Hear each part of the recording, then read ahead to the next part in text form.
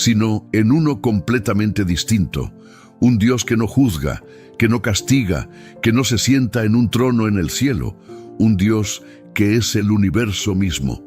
Hoy conocerás el pensamiento del filósofo que cambió para siempre la forma de entender la existencia, Baruch Spinoza, el hombre cuyo Dios hizo que el mismísimo Einstein dijera: creo en el Dios de Spinoza. Pero antes de empezar, asegúrate de suscribirte a Hablando Historia, porque cada semana exploramos los misterios más profundos del pensamiento humano. Y cuéntanos en los comentarios, ¿tú crees en el Dios de Spinoza o en el tuyo propio?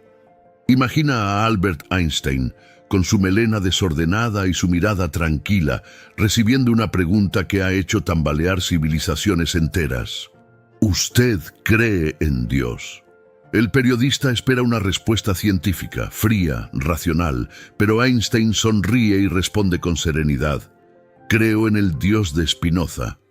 Silencio. La frase cae como un rayo. ¿El Dios de quién? Spinoza.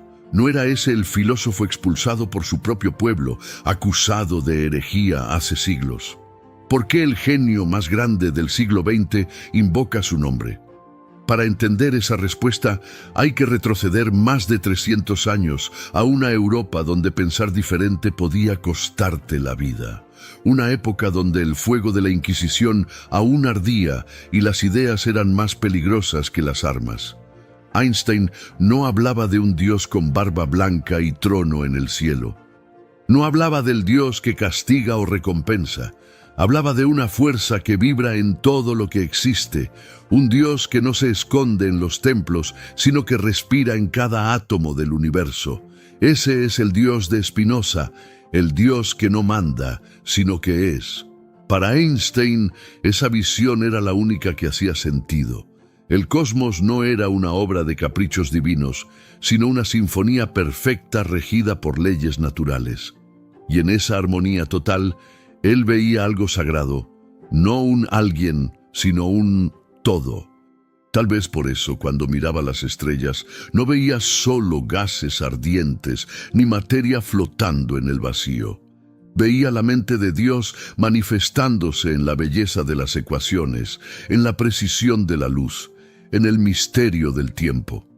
Einstein no necesitaba templos, su templo era el universo, y al decir creo en el Dios de Spinoza, lo que realmente decía era: creo en un universo que se basta a sí mismo, donde lo divino no está afuera, sino dentro de todo lo que existe. Y así, con una sola frase, Einstein no solo respondió una pregunta, abrió la puerta a una de las ideas más hermosas y desafiantes de toda la filosofía. La visión de un Dios que no gobierna el mundo, porque es el mundo. En el corazón de Ámsterdam, en una pequeña comunidad judía refugiada de la Inquisición portuguesa, nació Baruch Spinoza. Su familia había huido de Lisboa, dejando atrás el miedo, los juicios secretos y las hogueras que ardían en nombre de la fe. Buscaban un nuevo comienzo, un lugar donde pudieran adorar a Dios sin temor, pero su hijo, paradójicamente, terminaría cuestionando la propia idea de Dios.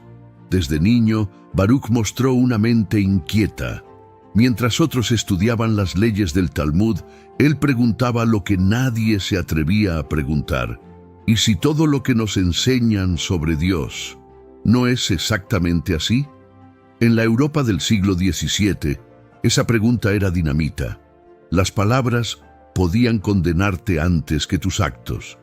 El pensamiento libre se pagaba con el exilio o con la muerte, mientras los filósofos de su tiempo se dividían entre el empirismo y el racionalismo, Hobbes por un lado, Descartes por el otro.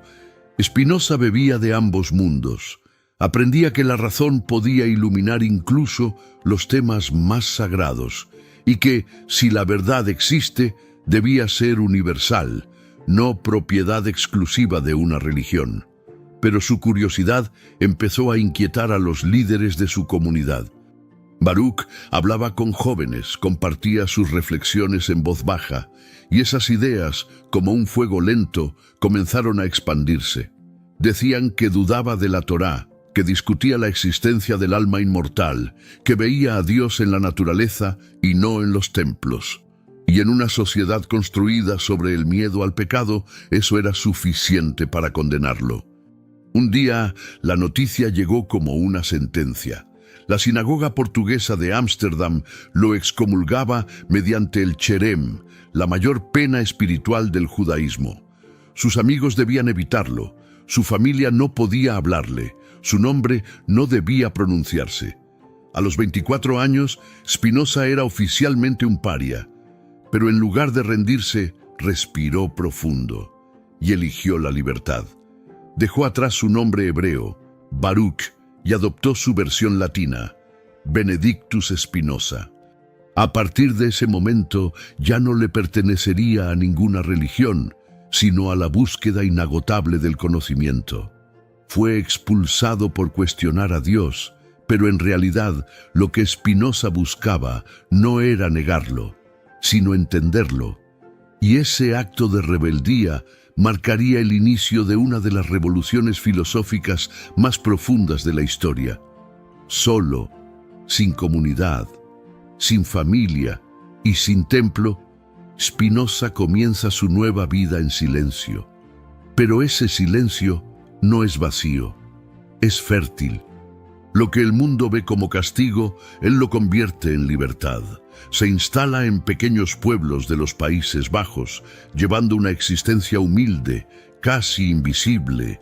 Gana el pan puliendo lentes de precisión, esas mismas lentes con las que los astrónomos observan los cielos y con las que él intenta mirar el alma humana. Cada día, entre fragmentos de vidrio y polvo de diamante, Spinoza pule algo más que cristales. Pule su pensamiento. Mientras trabaja, su mente no descansa. Lee a Sócrates, Séneca, Cicerón, Descartes, estudia matemáticas, óptica, física y ética. Descubre que el universo no es un caos caprichoso, sino una estructura perfecta, gobernada por leyes inmutables, y empieza a sospechar que si esas leyes son tan constantes, tan precisas, entonces tal vez eso sea lo divino. De esas reflexiones nace su obra maestra, Ética demostrada según el orden geométrico, un título tan extraño como su contenido. Spinoza decide construir su filosofía con la precisión de un teorema, axiomas, proposiciones, demostraciones, como si el alma y la naturaleza pudieran ser entendidas con la misma claridad que un triángulo o una estrella. Pero el filósofo sabe lo que arriesga. Publicar esa obra sería como encender una antorcha en medio de un campo de pólvora. Por eso, guarda sus manuscritos en secreto. Los confía a unos pocos amigos con una instrucción precisa. Publíquenlos solo después de mi muerte. Su vida se convierte en una especie de exilio perpetuo. Cada vez que la intolerancia lo alcanza, empaca sus pocos libros y se muda. No busca fama ni reconocimiento, busca comprensión, y aunque el mundo lo persigue, él sigue firme en su propósito, reconciliar la razón con lo divino. Spinoza, el hombre excomulgado por su pueblo, está a punto de redefinir el significado de Dios. Un Dios que no está en los cielos ni en los altares, sino en el mismo aire que respira, en la materia, en la mente, en todo lo que existe. Spinoza levanta la pluma y escribe una frase que cambiará la historia del pensamiento. Deus sive natura. Dios o la naturaleza. Dos nombres para una misma cosa. En ese instante destruye siglos de tradición teológica y filosófica. Hasta entonces, Dios y el mundo eran vistos como dos entidades distintas, el creador y su creación, el escultor y la escultura. Spinoza rompe esa frontera. Para él no existe un afuera de Dios. El universo no es obra de Dios, es Dios. Imagina el cosmos entero, planetas, estrellas, océanos, animales, pensamientos, emociones, como una única sustancia infinita. Eso es lo que Spinoza llama Dios. Un ser que no crea, sino que es creación constante. Un todo que se expresa a través de cada parte, desde el rugido de un volcán hasta el latido de un corazón. Sus contemporáneos lo acusan de ateo, pero nada más lejos de la verdad. Spinoza no niega a Dios, lo libera de la forma humana. Rechaza al Dios con barba y trono, al que juzga y castiga, al que separa el bien del mal. Su Dios no se enoja, no ama, no premia, simplemente existe, manifestándose en todo lo que es. La naturaleza, para Spinoza, no está subordinada a la divinidad, es la divinidad misma. Por eso afirma que todo lo que existe, existe en Dios, y sin Dios nada puede existir ni ser concebido. Cada hoja, cada piedra, cada idea que cruza tu mente son expresiones de ese mismo todo. Cuando estudias la física, estudias a Dios. Cuando admiras un amanecer, contemplas a Dios. Cuando piensas, sientes o respiras, también lo haces dentro de Él. El Dios de Spinoza no necesita adoración, solo comprensión. Y entenderlo no es rezar, sino observar con atención la perfección de la realidad, porque al final mirar al universo con asombro, como lo haría Einstein siglos después, es una forma de oración. Para Spinoza, el milagro no está en lo sobrenatural. El milagro es que el mundo exista y que tú formes parte de él. Spinoza no se detiene en decir que Dios es la naturaleza. Va más allá, quiere entender cómo funciona esa totalidad.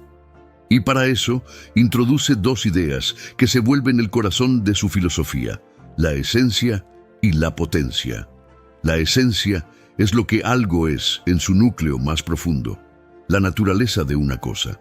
La esencia del fuego es arder. La esencia del agua es fluir. La esencia del ser humano es pensar, sentir, actuar. Pero la esencia por sí sola no basta. Para existir necesita manifestarse. Ahí entra la potencia, la capacidad de ser, de transformarse, de afectar y ser afectado.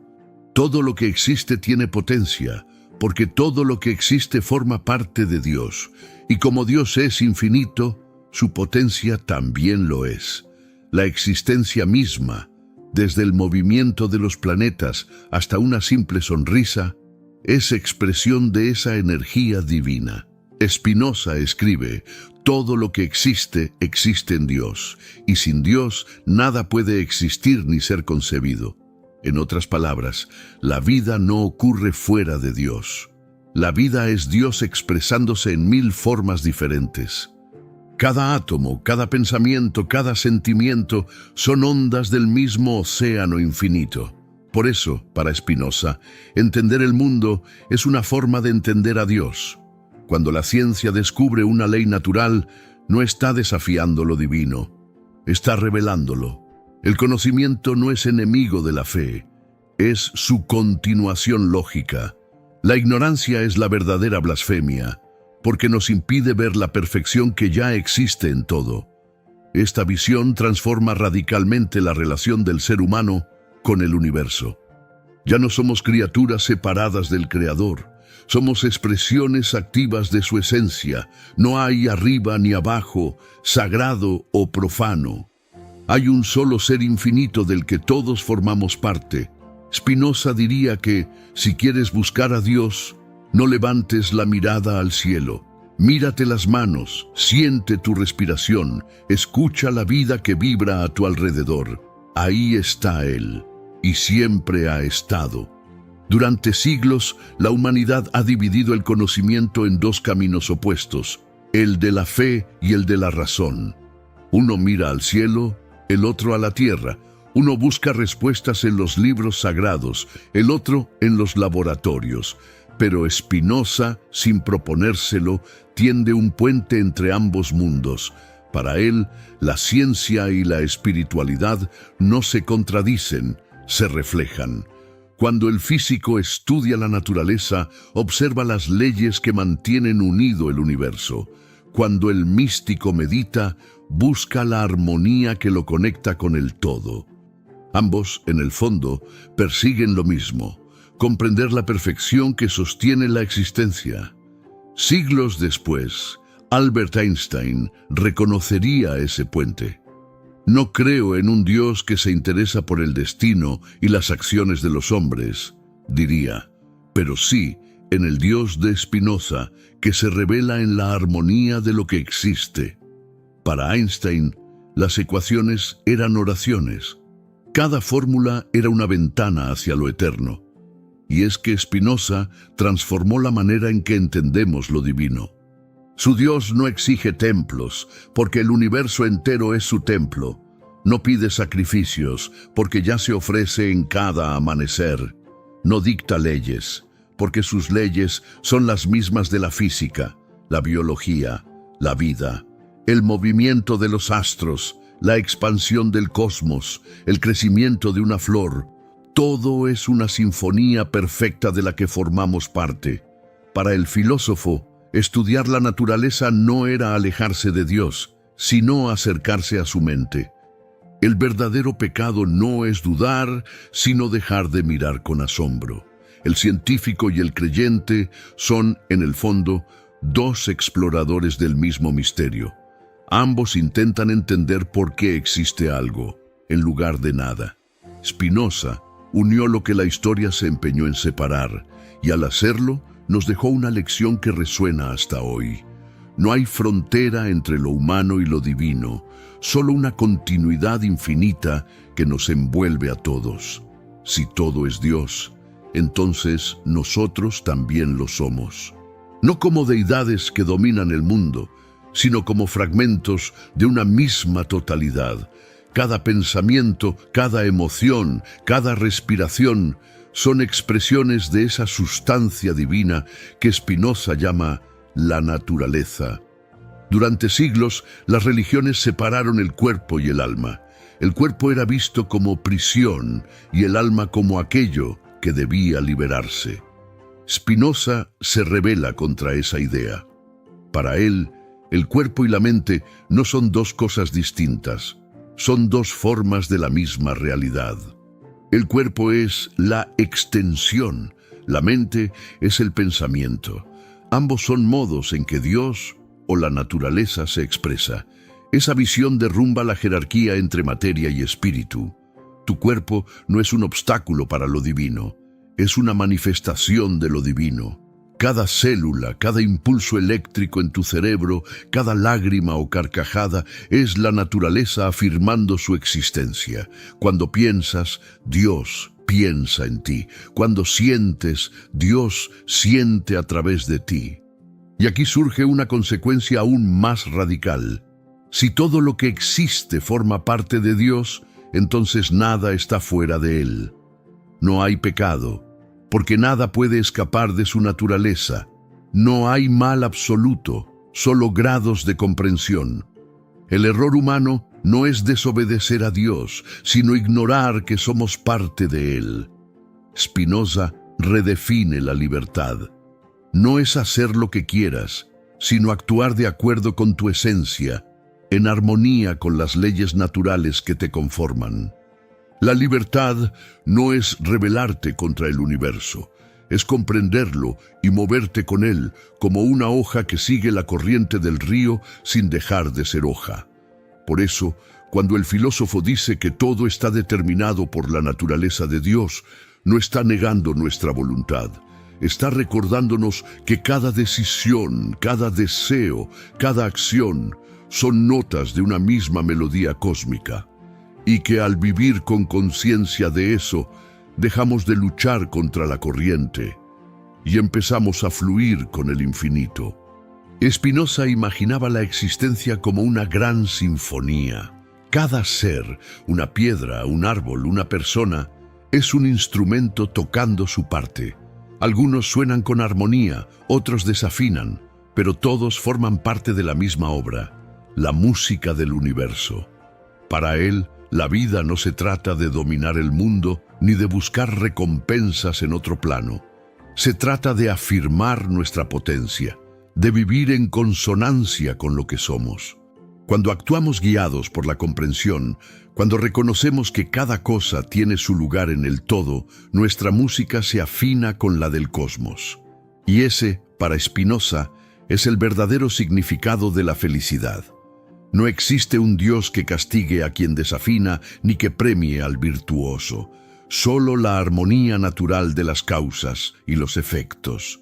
Si vivimos con odio, la melodía se tensa. Si vivimos con entendimiento, la melodía fluye. La ética, entonces, no es una imposición moral, es una cuestión de ritmo.